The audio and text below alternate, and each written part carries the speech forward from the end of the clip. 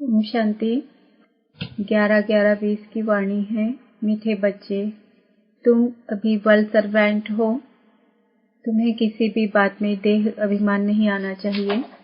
प्रश्न, कौन सी एक आदत ईश्वरीय कायदे के विरुद्ध है जिससे बहुत नुकसान होता है? उत्तर, कोई भी फिल्मी कहानियां सुनना व पढ़ना, नॉवेल्स पढ़ना, यह आदत बिल्कुल बेकायदे है। इससे बहुत नुकसान होता है। बाबा की मना है बच्चे, तुम्हें ऐसी कोई किताबें नहीं पढ़नी है।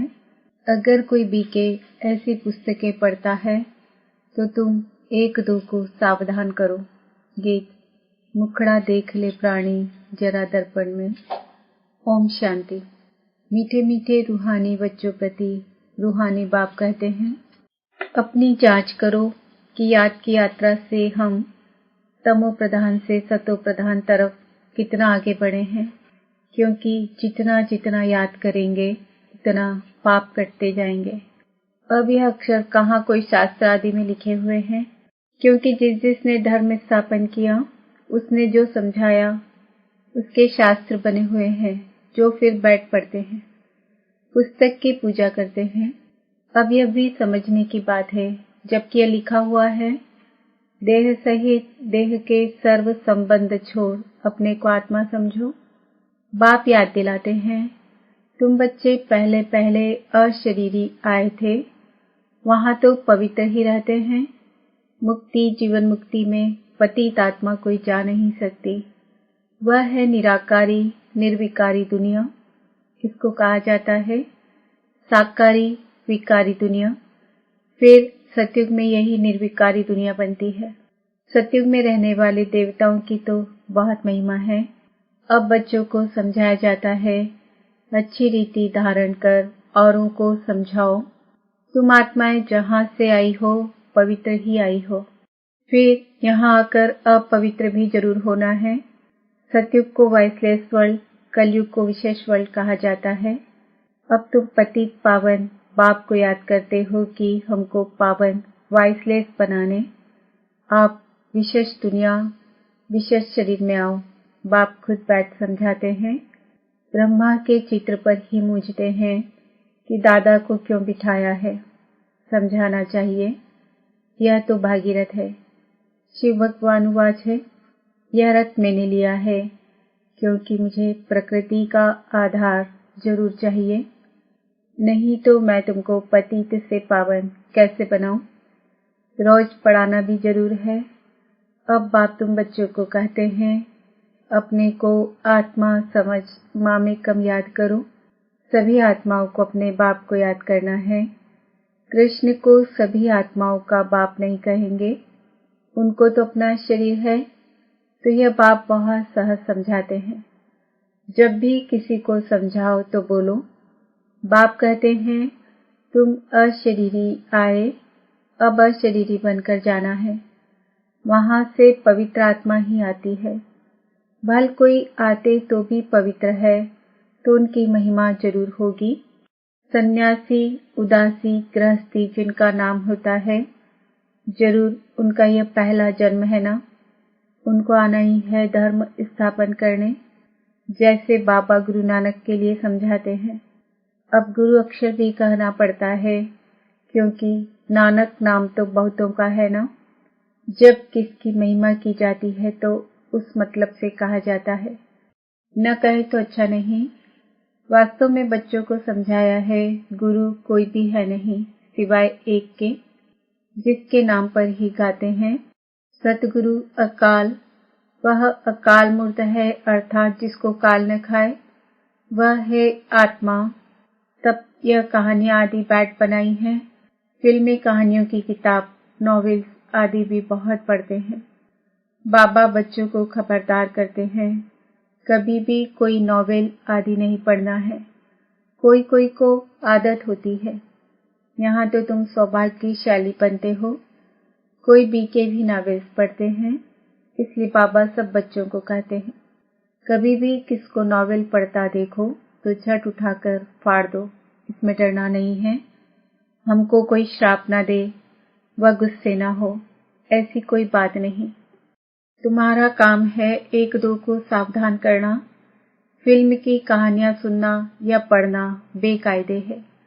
बेकायदे कोई चलन है तो झट रिपोर्ट करनी चाहिए, नहीं तो सुधरेंगे कैसे?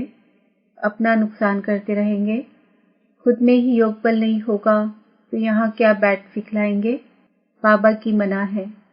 अगर फिर ऐसा काम करेंगे तो अंदर दिल जरूर खाती रहेगी, अपना नुकसान होगा। इसलिए कोई में भी कोई अवगुण देखते हो तो लिखना चाहिए। कोई बेकायदे चलन तो नहीं चलते, क्योंकि ब्राह्मण इस समय सर्वेंट है ना। बाबा भी कहते हैं बच्चे नमस्ते, अर्थ सहित समझाते हैं। बच्चियां पढ़ाने वाली जो है उनमें देह अभिमान नहीं आना चाहिए। टीचर भी स्टूडेंट का सर्वेंट होता है ना। गवर्नर आदि भी चिट्ठी लिखते हैं, नीचे सही करेंगे आई एम ओबीडियंट सर्वेंट, बिल्कुल सम्मुख नाम लिखेंगे। बाकी क्लर्क लिखेगा अपने हाथ से, कभी अपनी बड़ाई नहीं लिखेंगे। आजकल गुरु तो अपने आप को आपे श्री श्री लिख देते, यहाँ भी कोई ऐसे हैं श्री फलाना लिख देते हैं। वास्तव में ऐसे भी लिखना नहीं चाहिए। न फीमेल श्रीमती लिख सकती है। श्रीमत तब मिले जब श्री श्री स्वयं आकर मत देवे। तुम समझा सकते हो कि जरूर कोई की मत से यह देवता बने हैं ना। भारत में किसको भी यह पता नहीं कि यह इतना ऊंच विश्व के मालिक कैसे बने। तुमको तो यही नशा चढ़ना चाहिए। बाप आए हैं इस राज्य की स्थापना करने। इस पुरानी दुनिया का विनाश सामने खड़ा है। बाबा हमको राजयोग सिखला रहे हैं। शिव भगवान उवाच, हे बच्चों, तुम अपने को आत्मा समझ मुझे याद करो तो तुम यह बन जाएंगे 21 पीढ़ी के लिए। दैवी गुण भी धारण करने हैं। अभी तो सबके आसुरी गुण हैं। श्रेष्ठ बनाने वाला तो एक ही श्री श्री शिव बाबा है। वही ऊंच ते ऊंच बाप हमको पढ़ाते हैं। शिव भगवान उवाच, मन मना भव। भागीरथ तो मशहूर है। भागीरथ को ही ब्रह्मा कहा जाता है, जिसको महावीर भी कहते हैं। यहाँ देलवाड़ा मंदिर में बैठे हुए हैं ना। जैनी आदि जो मंदिर बनाने वाले हैं वह कोई भी जानते थोड़ी हैं। अभी तुम बहुत श्रेष्ठ बन रहे हो। यह भारत की एम ऑब्जेक्ट है ना। कितना नशा चढ़ना चाहिए। यहाँ बाबा अच्छी रीति नशा चढ़ाते हैं। सब कहते हैं हम तो लक्ष्मी नारायण बनेंगे। राम सीता बनने के लिए कोई भी हाथ नहीं उठाते। अभी तो तुम हो अहिंसक क्षत्रिय। तुम अहिंसक क्षत्रियों को कोई भी नहीं जानते, यह तुम अभी समझते हो। गीता में भी अक्षर है मन मना भव। अपने को आत्मा समझो, यह तो समझने की बात है ना, और कोई भी समझ नहीं सकते। बाप बैठ बच्चों को शिक्षा देते हैं, बच्चे आत्माभिमानी बनो। यह आदत तुम्हारी फिर 21 जन्म के लिए चलती है। तुमको शिक्षा मिलती ही है 21 जन्मों के लिए। बाबा घड़ी घड़ी मूल बात समझाते हैं। अपने को आत्मा समझकर बैठो। परमात्मा बाप हम आत्माओं को बैठ समझाते हैं। तुम घड़ी घड़ी देह अभिमान में आ जाते हो, फिर घर बार आदि याद आ जाता है। यह होता है भक्ति मार्ग में भी भक्ति करते करते बुद्धि और तरफ चली जाती है। एक टिक सिर्फ नौदा भक्ति वाले ही बैठ सकते हैं, जिसको तीव्र भक्ति कहा जाता है। एकदम लवलीन हो जाते हैं। तुम जैसे याद में बैठते हो तो कोई समय एकदम अशरीरी बन जाते हो। जो अच्छे बच्चे होंगे वही ऐसी अवस्था में बैठेंगे। देह का भान निकल जाएगा। अशरीरी हो उस मस्ती में बैठे रहेंगे। यह आदत पड़ जाएगी। सन्यासी है तत्वज्ञानी व ब्रह्मज्ञानी। वह कहते हैं हम लीन हो जाएंगे। यह पुराना शरीर छोड़ ब्रह्म तत्व में लीन हो जाएंगे। सबका अपना अपना धर्म है ना। कोई भी दूसरे धर्म को नहीं मानते हैं। आदि सनातन देवी देवता धर्म वाले भी तमो प्रधान बन गए हैं। गीता का भगवान कब आया था, गीता का युग कब था, कोई भी नहीं जानते। तुम जानते हो, इस संगम युग पर ही पाप आकर राजयोग सिखलाते हैं। तमो प्रधान से सतो प्रधान बनाते हैं। भारत की ही बात है, अनेक धर्म भी थे जरूर, गायन है एक धर्म की स्थापना, अनेक धर्मों का विनाश। सतयुग में था एक धर्म, अभी कलयुग में है अनेक धर्म। फिर एक धर्म की स्थापना होती है। एक धर्म था, अभी नहीं है, बाकी सब खड़े हैं। बड़ के झाड़ का मिसाल भी बिल्कुल ठीक है। फाउंडेशन है नहीं, बाकी सारा झाड़ खड़ा है। वैसे इसमें भी देवी देवता धर्म है नहीं। आदि सनातन देवी देवता धर्म जो तना था वह अब प्रायः लोप हो गया है। फिर से बाप स्थापना करते हैं। बाकी इतने सब धर्म तो पीछे आए हैं। फिर चक्र को रिपीट जरूर करना है, अर्थात पुरानी दुनिया से फिर नई दुनिया होनी है। नई दुनिया में इन्हों का राज्य था। तुम्हारे पास बड़े चित्र भी हैं, छोटे भी हैं। बड़ी चीज होगी तो देखकर पूछेंगे यह क्या उठाया है। बोलो हमने वह चीज उठाई है जिससे मनुष्य बैगर टू प्रिंस बन जाए। दिल में बड़ा उमंग, बड़ी खुशी रहनी चाहिए। हम आत्माएं भगवान के बच्चे हैं। आत्माओं को भगवान पढ़ाते हैं। बाबा हमको नैनों पर बिठाए ले जाएंगे। इस छिछी दुनिया में तो हमको रहने का नहीं है। आगे चल त्राही त्राही करेंगे, बात मत पूछो। करोड़ों मनुष्य मरते हैं, यह तो तुम बच्चों की बुद्धि में है। हम इन आंखों से जो देखते हैं यह कुछ भी रहना नहीं है। यहाँ तो मनुष्य है कांटों मिसल। सतयुग है फूलों का बगीचा। फिर हमारे नयन ही ठंडे हो जाएंगे। बगीचे में जाने से नयन ठंडे शीतल हो जाते हैं ना। तो तुम अभी पद्मा पदम भाग्यशाली बन रहे हो। ब्राह्मण जो बनते हैं उनके पांव में पद्म है। तुम बच्चों को समझाना चाहिए हम यह राज्य स्थापन कर रहे हैं। मनुष्य गाते हैं आत्मा परमात्मा अलग रहे बहुकाल, परंतु बहुकाल का अर्थ कोई भी समझते नहीं है। तुमको बाप ने बताया है कि बहुकाल अर्थात 5000 वर्ष के बाद तुम बच्चे बाप से मिलते हो। तुम यह भी जानते हो कि सृष्टि में सबसे नामी ग्रामी है ये राधे कृष्ण। यह सतयुग के फर्स्ट प्रिंस प्रिंसेस हैं। कभी किसके ख्याल में भी नहीं आएगा कि यह कहाँ से आए। सतयुग के आगे जरूर कलयुग होगा। उन्होंने क्या कर्म किए जो विश्व के मालिक बने।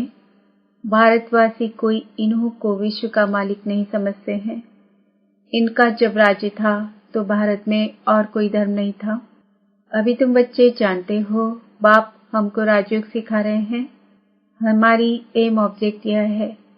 भल मंदिरों में उनके चित्र आदि हैं, परंतु ये थोड़े ही समझते हैं कि इस समय यह स्थापना हो रही है। तुम्हारे में भी नंबर वार समझते हैं, कोई तो बिल्कुल ही भूल जाते हैं। चलन ऐसी होती है जैसे पहले थी। यहाँ समझते तो बहुत अच्छा है। यहाँ से बाहर निकले खलास। सर्विस का शौक रहना चाहिए। सबको यह पैगाम देने की युक्ति रचें। मेहनत करनी है। नशे से बताना चाहिए। शिव बाबा कहते हैं मुझे याद करो तो पाप मिट जाएंगे। हम एक शिव बाबा के सिवाय और किसको याद नहीं करते हैं। अच्छा, मीठे मीठे सिकिल दे बच्चों प्रति माता पिता बाप दादा का याद प्यार और गुड मॉर्निंग। रूहानी बाप की रूहानी बच्चों को नमस्ते। हम रूहानी बच्चों की रूहानी बाप दादा को याद प्यार गुड मॉर्निंग नमस्ते ओम शांति। धारणा के लिए मुख्य सार। एम ऑब्जेक्ट का चित्र सदा साथ रखना है। नशा रहे कि अभी हम श्रीमत पर विश्व का मालिक बन रहे हैं।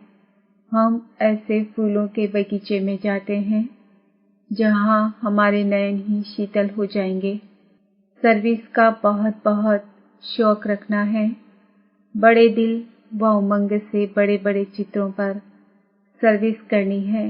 बैगर टू प्रिंस बनना है।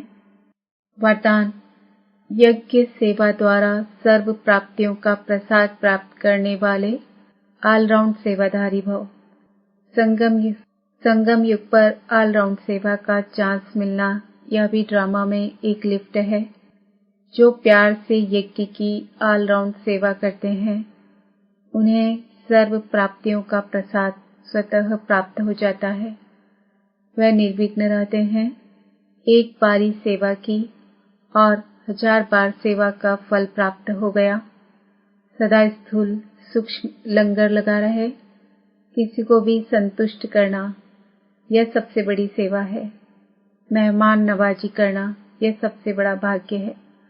स्लोगन: स्वमान में स्थित रहो तो अनेक प्रकार के अभिमान स्वतः समाप्त हो जाएंगे। आज का स्वमान है: मैं आत्मा ऑलराउंड सेवाधारी हूँ। ओम शांति।